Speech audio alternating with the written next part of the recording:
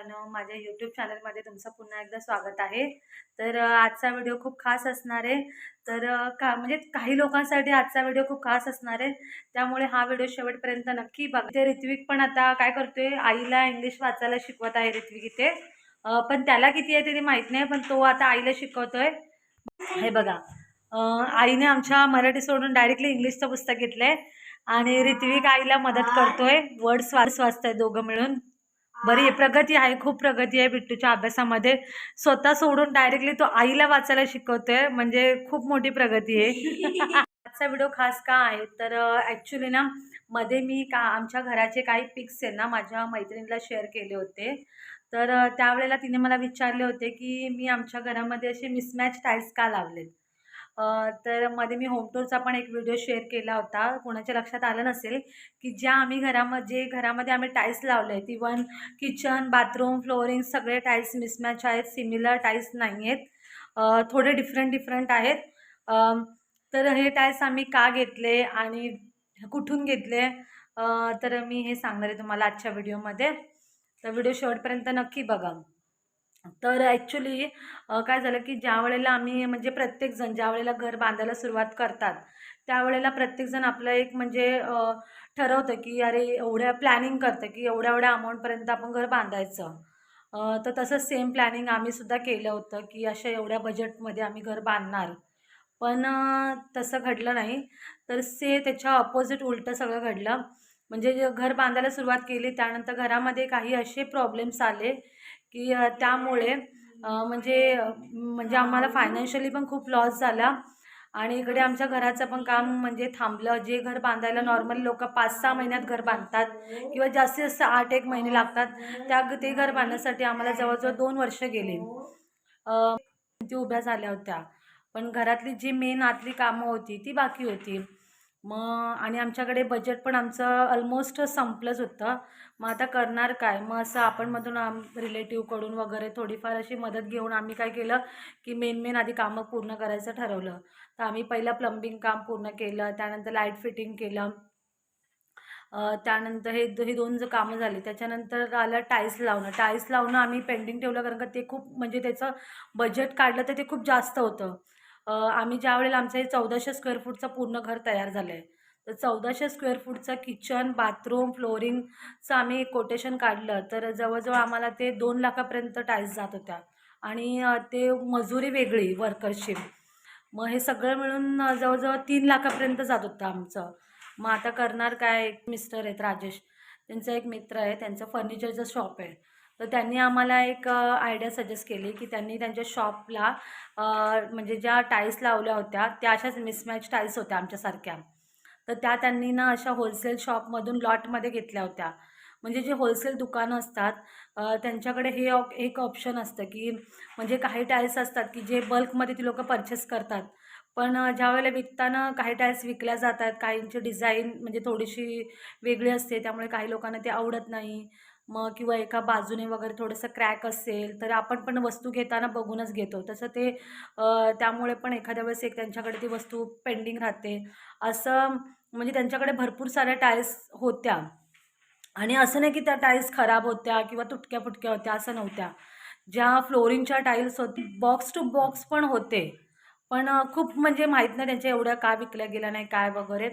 तर त्या त्यांच्याकडे अवेलेबल होत्या, तर त्यांनी आम्हाला त्या शॉपचा कॉन्टॅक्ट नंबर दिला आणि त्यांनी आम्हाला सांगितलं तिथे जाऊन तुम्ही बघा, जर तुम्हाला आवडले तर तुम्ही लावा, तुमची मर्जी।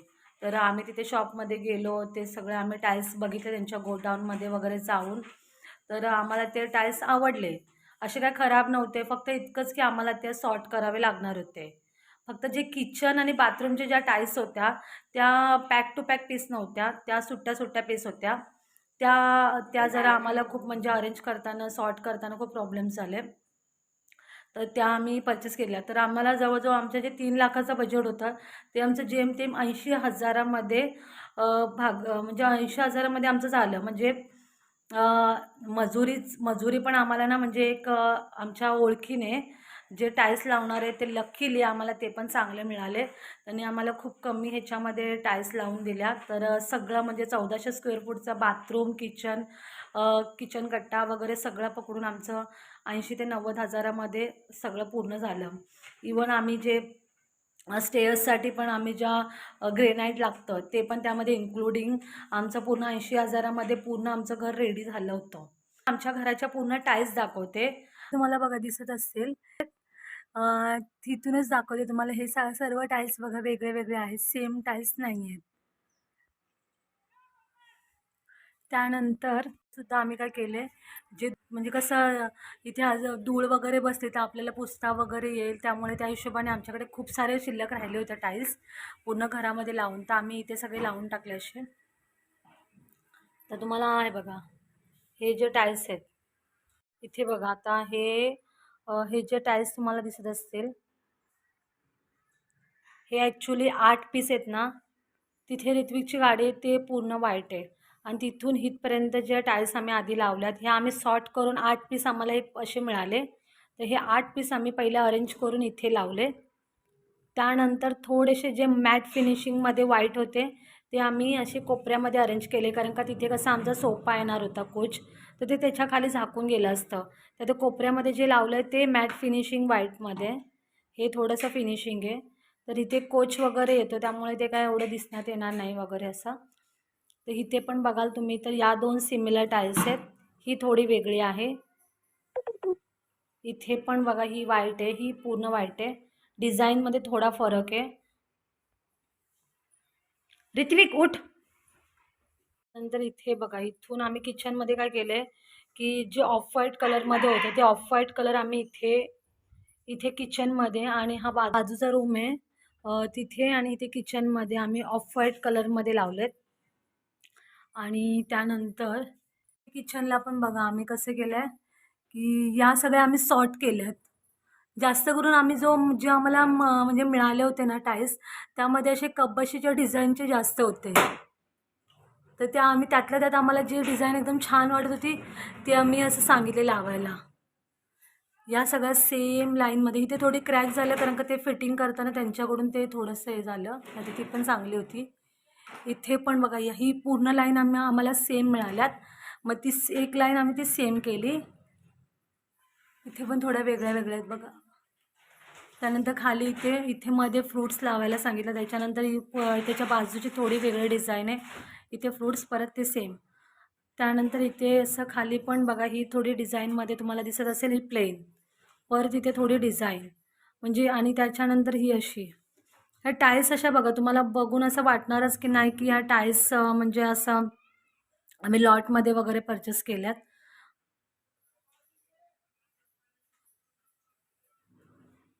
बाथरूममध्ये पण आम्ही इथे या ज्या टाईल्स आहेत त्या आम्ही अरेंज केल्यात, म्हणजे ज्या म्हणजे ज्या होत्या बबल्सच्या या आमच्याकडे जास्त नव्हत्या, थोड्याच होत्या. म्हणजे पूर्ण अशा पूर्ण वॉलला अशा पूर्ण एंडपर्यंत पुरल्या नसत्या. मग आम्ही काय केल्या की या कमी होत्या म्हणून आम्ही इथे एक लाईन त्याला सेम करायला सांगितले त्यांना इथे असे.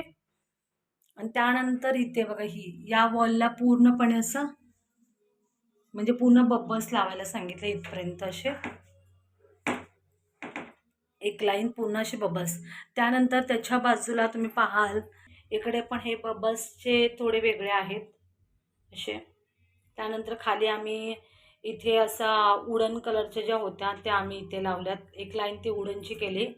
मग त्यालाच मॅच म्हणून या दुसऱ्या होत्या आमच्याकडे.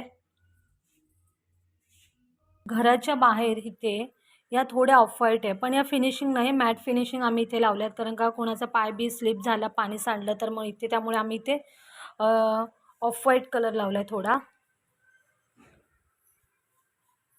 तिथे पण बघा वेगळ्या वेगळ्या आहे. त्यानंतर इथे ज्या म्हणजे जिन्यासाठी आम्ही काय केलं आहे की ग्रेनाईटचा रेट आता खूप जास्त आहे, त्यामुळे आम्ही काय केलं आहे की जे मेन स्टेप्स आहेत तिथे आम्ही ग्रेनाईट लावलं आहे. त्यानंतर जे क्रॉसमध्ये जे जातात तर क्रॉसमध्ये इथे टाईल्स होती ती इथे ब्लू कलर आहे, तो इथे आम्ही लावायला सांगितला. त्यानंतर इथे पण आम्ही तेच केलं आहे, इथे पण तेच, इथे पण, कारण का या कशा क्रॉसमध्ये तर ते एवढं म्हणजे एवढं काय असं वाटत नाही. आणि त्यानंतर इथे परत आम्ही जे आपलं ग्रेनाईट आहे ते ग्रेनाईटवरती लावलं आहे. आता तुम्ही बघितलं असेल की आम्ही घरामध्ये कशा प्रकारचे टाईल्स लावलेत ते. पण त्यावेळेला खरं आमची सिच्युएशन अशी झाली होती, की आता आम्ही करणार काय? कारण का आमच्याकडे हेच एक ऑप्शन होतं, की याच टाईल्स आम्हाला आम्ही घेऊ शकत होतो. कारण का घर पण खूप मोठं होतं आणि म्हणजे पूर्ण घराला टाईल्स लावण्या पण म्हणजे राहण्यासाठी तर टाईल्स लावावे लागतील. त्याच्याशिवाय राहणार कसं? मग काय करणार? परत ते कोबा करायचा, त्याचा एक्स्ट्रा चार्जेस, त्याची पण मजुरी जाणार. कार्पेट आणा ते. मग त्यापेक्षा आम्हाला थोडासा इथे त्रास झाला. आता हे तुम्हाला असं वाटत असेल, की असं वेगळं-वेगळं असं वाटतंय, तर असं नाहीये. पण ते तुम्ही असं प पाहिलं ना, ते खूप म्हणजे व्यवस्थित वाटतंय आणि त्याच्यामध्ये ना आम्ही अरेंज करण्यामध्ये, सॉर्ट करण्यामध्ये आम्ही खूप म्हणजे मेहनत घेतली. असं नाही, की त्यांनी आम्हाला जो माल दिला, तो आणून आम्ही घरात असा ठेवला आणि नंतर कसं पण वर्कर्सला लावायला सांगितलं, असं नाही. आम्ही ते आणल्यानंतर आम्ही एक-एक जे टाईल्स आहेत, ते ओपन करून, सॉर्ट करून, किचनला कुठली चांगली दिसेल, बाथरूमसाठी कुठली डिझाइन कशी लावायची, हे सगळ्या आम्ही छोट्या-छोट्या गोष्टी अशा म्हणजे त्याच्यामध्ये आम्ही खूप मेहनत घेतली आहे आणि त्या अशा अरेंज करून आता म्हणजे तुम्हाला दिसत असेल आम्ही अशा प्रकारचे त्या अरेंज केल्या होत्या आणि त्या लावल्यात आता.